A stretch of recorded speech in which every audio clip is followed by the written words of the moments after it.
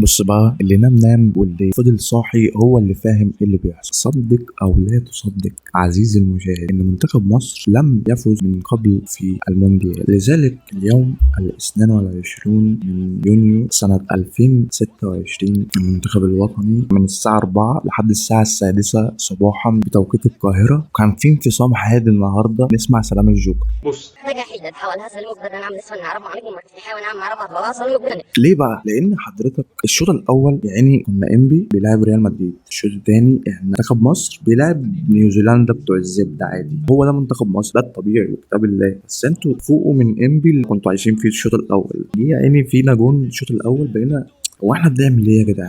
هو احنا بنعمل ايه هنا؟ امام عاشور لمحمد هاني اللي كان فايق شوبير هو اللي حاسس ان احنا في كاس العالم، هو الوحيد اللي عمل الشوط الاول فقط. الشوط الثاني الانفصام بقى هنا، انتوا طمعتونا في الرابع، يعني انتوا عملتوا كومباك سواء تاني ولا التالت، انتوا طمعتونا في الرابع. انت فاهم حاجه؟ انا شخصيا ما بين الشوطين وصلت واحد، فتحت احدى برامج النقل الذكي وصلت واحد ما بين الشوطين ب 30 جنيه، اقسم بالله ده حصل. قال لي ايه بقى وانا بنزله خلاص؟ عمل لي كده بالظبط، اللي هو لا مش مستاهل القعده، والله مش مستاهل القعده، انا كفايه كده خلاص. طبعا عزيزي اللي روحت دوت ووصلت وخدت منك 30 جنيه، انت فاتك ماتش عالمي، يعني كومباك تاريخي. احنا يا جدعان اول مره نكسب في كاس العالم، يعني دي لحظات تاريخيه كده. احنا يا كنا بنزعق جامد، وزيزو ده لما يرجع لنا يعني براحتك بقى، اعمل اللي انت عايزه بشعرك ده براحتك، والله انت مش رحت الاهلي براحتك، اعمل اللي انت عايزه بشعرك ده، بس يعني انصفونا، يعني ركز مع الشباب اللي بتلعب دي بس، يعني انتوا بتلعبوا في كاس العالم يا شباب عادي، وانتم منتخب مصر منتخب كبير جدا وعريق واهم بقعه في هذه الارض. انت فاهم حاجه؟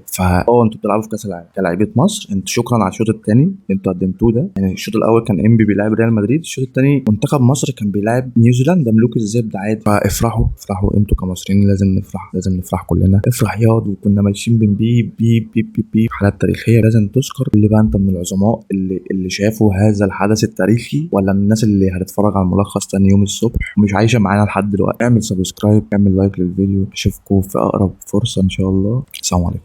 فافرحوا مصريين، انتوا ابطال، انتوا احرار، انتوا يلا بيب بيب بيب بيب بيب. فقال احنا بالصلاه على النبي كده احنا دور المجموعات. مش فاهم هو كان جايب التفاؤل ده منين، بس يعني هو كلامه طلع صح بصراحه. اعملوا الصح في الملعب بس، فربنا يكون في عونكم، واعملوا لنا حاجه في البطوله بس.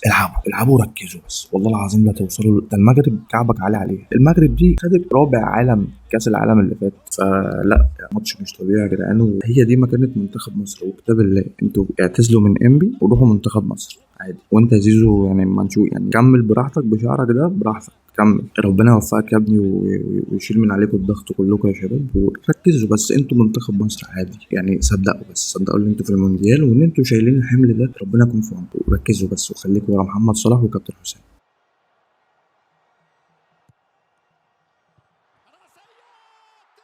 السلام عليكم ورحمه الله وبركاته.